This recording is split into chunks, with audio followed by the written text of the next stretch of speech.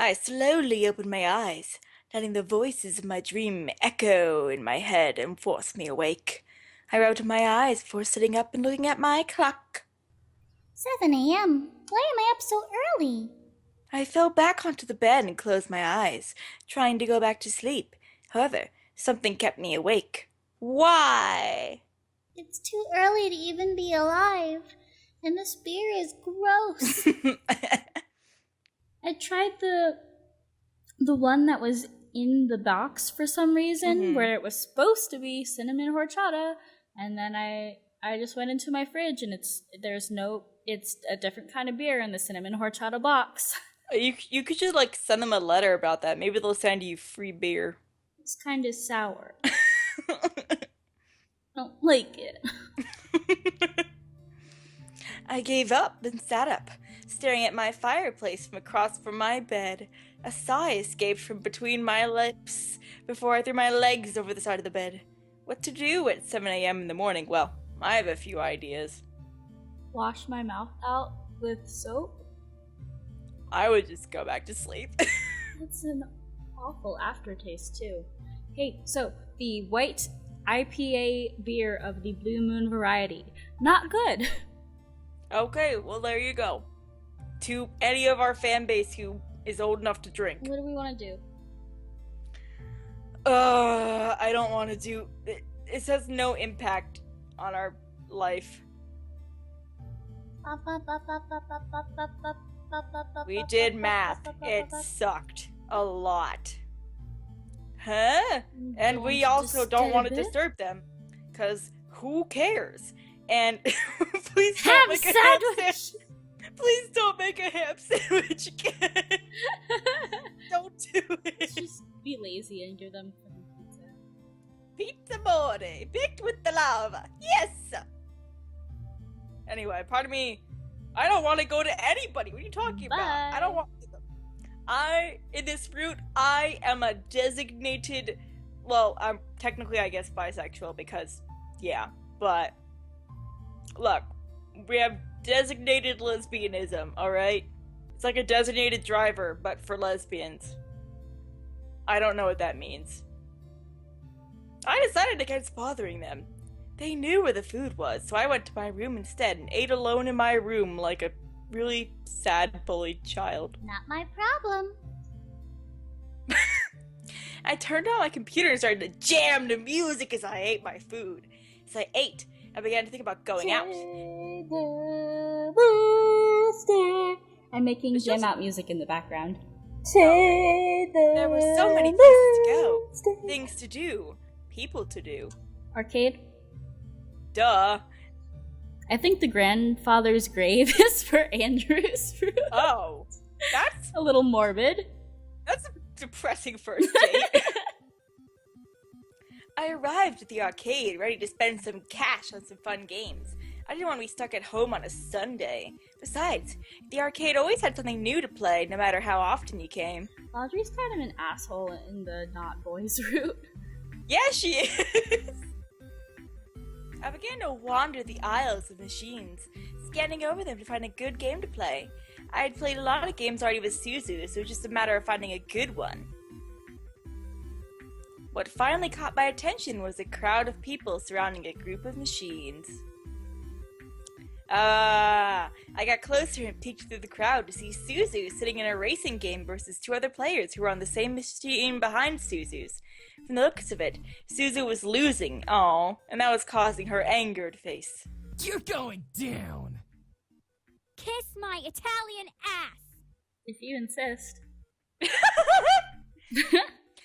I stifled a giggle, I didn't, Laundry did.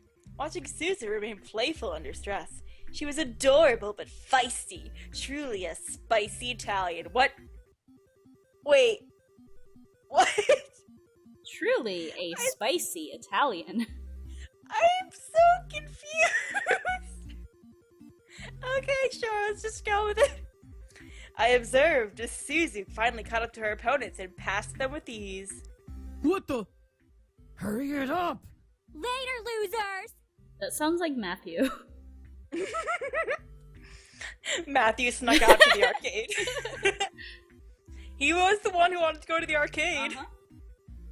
The crowd began to cheer, watching Suzu beat out the guys and slide into first place. As the lights and sounds began to blare into celebration, the two jerks left the machine in a huff, and Suzu stood up. Good game, everyone. Gamer girl beat me in a game. Slowly, the crowd began to disperse, leaving me standing to applaud for Suzu alone. Suzu smiled as she finally saw me, walking over to me. Hey, what brings you here? Fun? I didn't want to be stuck at home, so I came here. I needed to have some fun after yesterday. Yeah, man, I get you. Yesterday was full of tightwad business guys. I mean, me and Naomi were pretty uncomfortable, too. Really? I'm sorry about that. Suzu laughed and waved her hand in dismissal of it. She then leaned against the racing game, put her hands in her pockets like a cool girl. So what do you plan on doing here? Don't say you. Don't say you. Don't say you! Let's play a game You. together. Nailed it. Alright, R. Oh, really? What game do you think you could beat me at? I think we could do some major damage and beat our high scores in robot extermination. Suzu grinned from ear to ear, nodding before taking my hand and heading over to the machine in question. It was cute to see Suzu like this. He was always the adventurous type. And I loved that side of her beyond anything. I guess that's what kept our friendship strong for so long. Gals being pals. Just, yeah. Eventually. Sorry, I just read ahead and I don't know why I found it funny. Eventually, we did reach a large machine covered with images of robots disguised as animal mascots in blood. We took up our plastic guns and swiped our game cards across the credit slot, giving our credits to the game to play. You take left, I take right? As usual, let's go! The game quickly started up and we blasted our way through hordes of robots, landing more headshots than professional shooter tournament players. Okay, if that's the case, you should be in esports right now. Yeah, make some cash, literally girls. right now. Suzu and I played this game so often, it had pretty much become our go-to high score game. We always kept the top 5 spots on the leaderboard for ourselves. Seriously, go into esports. Make some cashola. As we finished the first level, though, we were stunned to see the new leaderboard at the loading screen. Someone took number 1? Oh. Oh, hell no! We maxed that level, right? Mm-hmm. Suzu looked at me with a very familiar, deadly look in her eyes. She was determined to regain number 1. So was I. I knew that this meant no deaths, quick reloads, and consistent headshots and Easter egg points. The whole experience itself ran 2 hours straight, with the main game and a sequel programmed into the machine. Once you finish, you immediately began the next until you reached the end of the second game. At least it had some cutscenes to take breaks between. It'll be tough, but we got this. Suzu nodded before putting her game card in the breast pocket of her jacket and readying herself for the next level. I braced myself for a long game. Hey, Anderson, let's make this a little more fun. Whoever has the least amount of headshots has to treat the other to lunch. It's almost 2 p.m., Suzu. There's such a thing as late lunch. All right, you're on. Second level, start. You're playing a demon, I hope you know. No, No, seriously, that was like a Satan voice. That video game machine is possessed. I just imagine them like pulling guns out of the demon lord's chest, and It was like, and he's, like, start. All demonic and like the game satanic. is just like in his, I don't know, like in his mouth or something. He was just playing a demon. That or like as an musical instrument, and not an instrument musical. Anyway, we were off. Virtual bullets began to fly across the screen, slamming into the heads of multiple robots and causing them to fall to the floor and die out. One by one, Suzu and I burned through the game like our lives depended on it. We eventually had a crowd form behind us, cheering us on and offering us food so that we wouldn't have to leave the seat. Wow. Nice. But this is upsetting. Most of them were guys who liked the girl on gun action. I will prefer that to what I first read it as. But some of them were actually excited bystanders, hoping that we would take back our high score. We snacked a bit, taking breaks between cutscenes and level changes. But we remained true to our goal. Eventually, we made it to the final boss, a giant black bear robot with red eyes and deadly attacks. Let's go, Anderson! Right behind you. The crowd behind us began to cheer as we began our final battle. Our legs were a little wobbly, but we were too into the game to care. All we cared about was the large red bar at the top of the screen slowly emptying with each bullet we fired into the boss's body. We only had a few shots left when someone called out. Oh no. You girls suck! Without missing a shot, Suzu and I replied at once. You wish we did! Before landing the final blow to our opponent, the death cutscene flashed and played on the screen. Oh, wait. Oh, okay. The scream of the robot bear booming through the speakers. Suzu and I weren't excited just yet. We were waiting for the high score screen to appear. It was the final high score screen of the entire game, so it was the most important screen in our eyes. Come on! Come on! New high score. Thank you, Satan. Hey! I didn't know we were playing Pony Island. The screen popped up revealing our code SCA as the #1 score in the game, knocking down our mysterious Mal opponent to second place. Malix? Michaela Amanda Laws. Boo! Nothing's wrong with Michaela. Just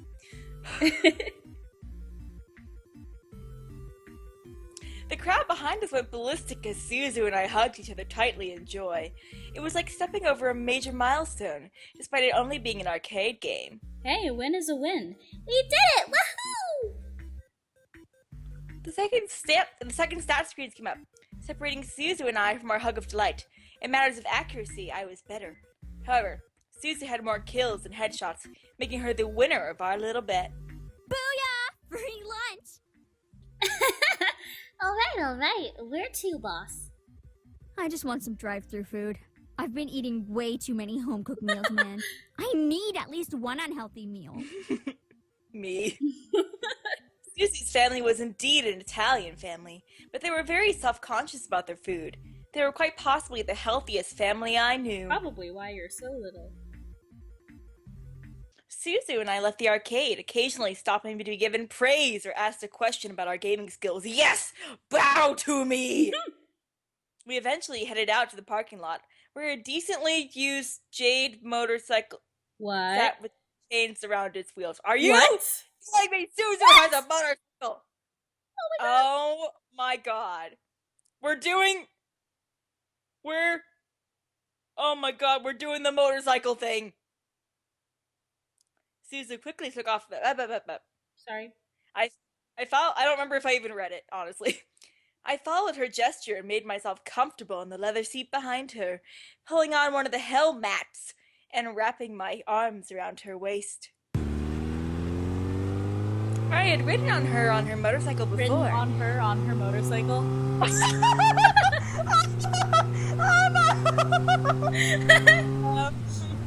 Freudian slip there. I had ridden with her on her motorcycle before, so this was nothing new to us. Suzu revved the engine and quickly sped out of the lot, driving into the streets towards a fast food joint. Does Paradise Parlor sound good? I'd love some Paradise Nuggets and cheese fries. Yeah, sounds good. We went through the drive-through and ordered meals for ourselves before heading to my home. Suzu parked in the front. on her. Look. Save a horse, ride a Suzu. Suzu parked in the front, watching me dismount from her bike. Thanks for late lunch. May as well be dinner now. Suzu and I laughed. It was funny how time flew by. Want to stick around and eat together? Huh? Oh, nah, man. I gotta head back home and watch Francesca while my folks meet up with some bigwigs from the casino. Okay, see you in school then. Thanks, though. See ya! I waved at Suzu as she quickly headed out of the gates and back home. I smiled as I watched her go before heading back inside. Suzu stuck around in my mind for a little longer than I expected, but I couldn't help but smile. The remainder of the night passed by, surprisingly uneventful. The boys came to train with each other. We were kind of stopped making me dinner. Wait. Why did they make us dinner? We had dinner. Inconsistency! Unsurprisingly, the food was perfect, but it felt a little empty without the boys to eat with me. They had already eaten, but still, I was lonely. I couldn't let it bother me. I ate and went back to my room to study and sleep. They really like to make you feel bad about not choosing them. They really do. They like to be like, you didn't choose the boys. You are evil. How dare you be bisexual? Although they might do that with Andrew too, so that, yeah. I felt good going to bed that night. I felt like I could have a peaceful sleep after the previous rough nights I had. I felt good. Yeah, I actually liked that scene a lot more than Naomi's scene. Because Naomi's scene was just us sitting in a cafe talking to each other. Mm-hmm. They actually did stuff in the Suzu scene. Yeah, I guess. You know? I thought they were both okay. I just liked that there was more going on in Suzu's scene, honestly. I drifted to sleep and woke up almost flawlessly that next morning. No grogginess, no aches, perfectly energized and bright eyes. I woke up like this. Man, how long has it been since we got that much good sleep? I looked at my alarm clock. I woke up 10 minutes before my alarm. Well, hey, I must be lucky. Karma owed me some luck. After all I had gone through in merely a handful of days, I deserved to get some good luck. Ecstatic for the day ahead, I turned off my alarms where they could ring, ring, ring and got dressed. However, my phone started to quickly buzz from an incoming text. Anyway. Huh? Who's texting me this early? Yo, Anderson! You're carpooling with us from now on. We're not letting you waste your money on a bus. Get ready and be at your gate at 7 stat.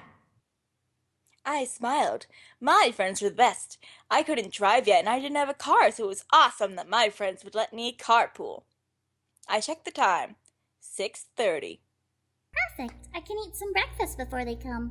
I packed my bag and carried it downstairs into the kitchen. I quickly made myself coffee and toast, not having time for anything big. I had a soft sigh and happiness as I sipped my coffee. I felt great, and I felt like nothing could stop me today. Come at me, Day. I'm ready for you. You're gonna eat those words, Laundry. I'm ready. I'm ready. I'm ready.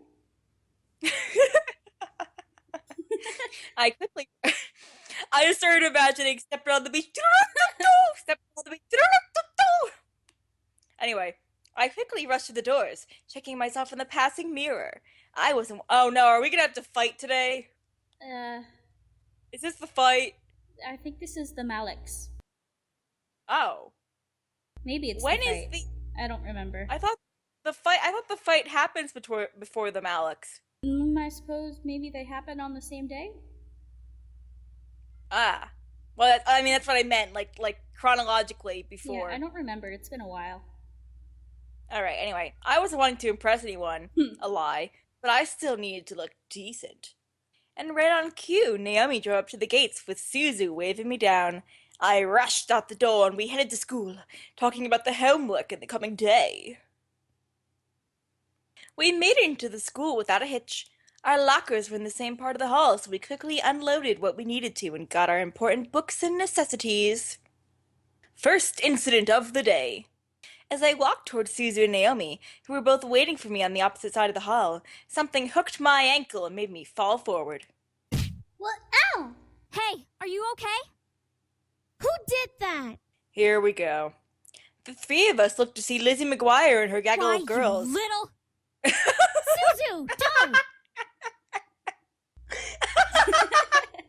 I like you immediately shut me up. You're just like, no. No. We spent a long time discussing her before. I just wanted to call her Lizzie McGuire from now on. I felt a giant fire of anger burn in my stomach as I stared at Lizzie McGuire. Today was not the only day this had happened to me. However, it was now clear who was behind these incidents. Even if she was innocent and one of her goons did it, it was now obvious that Lizzie McGuire was the mastermind just from the look on her face.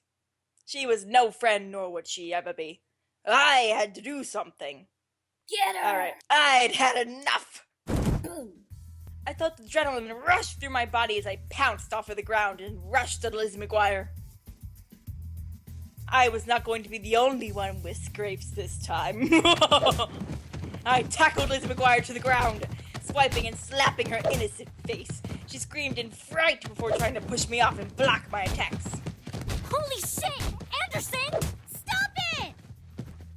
I wasn't listening anymore. I let my carnal need to get revenge take over as I began to pull at Lizzie McGuire's hair to get better aim at her face with my free hand. I'd had enough of the bullying, the wounds, the insults. All of that was going to burn in the past as I scraped my nails and hands across Lizzie McGuire's face over and over. My rebellion would be marked on her pretty face for all to see. Lizzie McGuire pushed me off and scrambled to her feet, both panicked and angry at the same time. Her emotion was nowhere close to the anger I was feeling.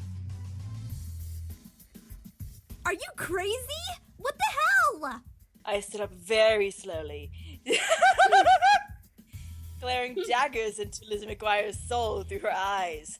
I must have had some sort of monster behind me, or maybe I looked like the monster myself, but the gaggle of girls, Lizzie McGuire, and even my friends had a look of pure terror on their faces. I have had enough of you, Lizette. You obviously won't stop unless I fight back. Well, guess what? You're gonna get it! I charged at Lizzie McGuire a second time, shoving her hard against the lockers. She let out a yelp of pain as she smacked the back of her head against the metal behind her, before glaring and shoving me back. As I stumbled back, Lizzie McGuire raised her hands, ready to fight. Then come on, Anderson. Show me what you've got. I bet it's not much. I've been kicking your ass this whole time. I felt myself snarl in anger before raising my own fists, remembering my taekwondo. I quickly snapped onto one leg and raised the leg to get a swift kick at her head, but she blocked with her arm and stepped forward to jab at me. She had training. Not surprising. I didn't care at that moment. I bent away from the incoming jab, re-establishing my balance as I placed both feet on the floor. Lizette threw jab upon jab at me, forcing me to block my torso and face with my arms and hands. Hit for hit, Lizzie McGuire and I exchanged and defended blows at one another. It was indeed more than a catfight. This was a vengeful duel, and we had forgotten our Yu-Gi-Oh cards.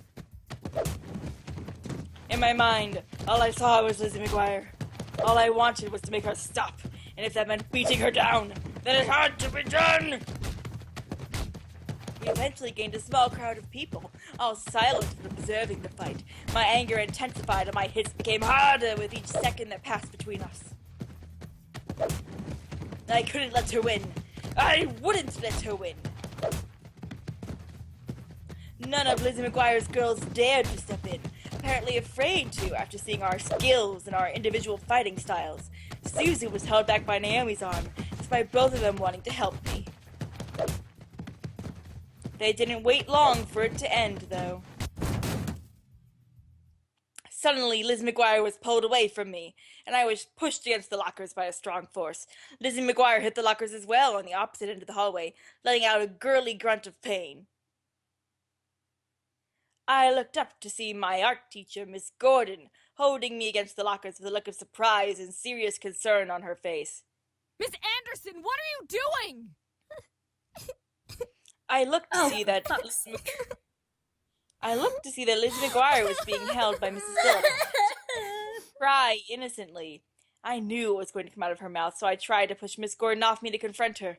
Miss Gordon, however, kept an arm wrapped around me, keeping me back. No, don't you dare start crying, Lizette. You started this. Miss Anderson, get a hold of yourself! What is wrong with you? What did I ever do to you? I couldn't stop the angry tears running down my face as I shouted across the hallway. Lizzie McGuire and Mrs. Phillips stared in shock at my screams as Miss Gordon tightened her hold on me. I'm so sick of it. Leave me alone. Eventually, I lost my energy and began to weigh down on Miss Gordon's arms, letting my sadness take over and quench my anger with tears and swelling pain. I could feel Miss Gordon hug me to her to keep me upright as Lizette smiled and confided. Not smiled, sniffled, jeez, and confided with Mrs. Phillips. I didn't do anything to her. She just attacked me all of a sudden. That's a lie, Lisette. You tripped her on purpose. You've always been a snobby prick to us. Never! I gave my condolences about her grandfather's death. I try to keep everyone calm. Is that so wrong? You didn't even sound sincere. We know you were only pretending to be nice to spite us. Enough. Miss White, follow me to the dean's office. Lizette followed, wiping her eyes in the feigned innocence she knew how to play up. I remained still in Mrs. Gordon's Ms. or Mrs. Which one is it? Arms, unable to bring myself to fight to get at Lizette again. I had done my damage. The gaggle of Lizette wannabes would make sure I became infamous around the school. I didn't care. I made my statement on Lizette's face and body, and I wasn't afraid to do it again. Miss Gordon, however, wasn't done with me. Come with me, sweetie. I nodded and followed. My friends frowned as they watched me leave, but they headed to class without me. Miss Gordon led me to an empty classroom, which she had claimed as hers. It looked like all the other classrooms, but art posters lined the walls. Many students loved the room, but hated one thing, the mirror in the very back of the room. It was the one thing Miss Gordon loved to use against her students. With it, she was able to see who was using their phones and who was actually studying. Miss Gordon led me to the back of the room and sat me down in front of it. Is this supposed to be the art room? It looks like our classroom. Because it doesn't look like any art room I've ever seen. You What can't do you do see? work on those desks. Huh? Tell me what you see. Very interesting take on anatomy. I looked in the mirror and saw myself. My clothes were a little ruffled from the fight, but beyond that I just saw me. Nothing about me seemed different than normal. I see myself. All right. What else? What else? I don't understand. Do you know what I see? I see a brilliant woman who has been working her butt off to try and find herself. She just has a little bit of adversity in her way. Then what does this have to do with what happened with Lizette? Listen, don't think about Lisette right now. She's just another student who doesn't know what you're going through. I stared at myself in the mirror, unable to tear my eyes away. She was right, but I still lingered on what happened with Lizette. I knew Miss Gordon was only trying to help, but I couldn't fight the thoughts in my head. Miss Gordon gently rubbed my shoulders, snapping me from my thoughts. I looked up to see her smile down at me through the mirror. You know, those were some pretty interesting moves. Taekwondo? Yeah. You'll have to show me one day. I laughed as she hugged me gently. Look, don't let Lisette get to you, okay? You have your own battles to face, and you can face them just fine. Instead of fighting Lisette, focus on your goals. I looked up at her and nodded slightly. It was cliché to hear, but she was telling the truth. I needed to focus on myself first. She gave me a small packet of tissues and told me she would handle Lizette. The fear about my family learning of this had vanished, when she promised to keep me out of it as much as she could. Everything will be fine now. You're a good student, so I'll let you off with a severe warning. Just don't get into any more fights, okay? Now, head to class. Okay, I know we said this before, but we got let off real easy Like, for this. insanely easy. Look, Lizette did the wrong first, but we did technically, scratch up her face. We escalated it a lot. She just tripped us. We beat the shit out of her. Yeah, we kind of turned it into assault. And I'm like, look. Like, she could literally press charges. Yeah, I'm like, usually I'd be like, yeah, go for it. But in this case, it was a bit much. A slap would have been enough. Yeah. Anyway, surprisingly, the rest of the school day went off without another incident. I went to my classes, had lunch, and was anxious to get home. Good luck with that. As the bell rang for school to end, I felt my phone vibrate in my pocket. Huh? A text from Dad? I'll be picking you up today, so make sure you're ready to go when I get there so I don't waste too much gas idling the car. It's also bad for the environment, but I don't really care about that because I'm corporate scum, That's kind of a surprise.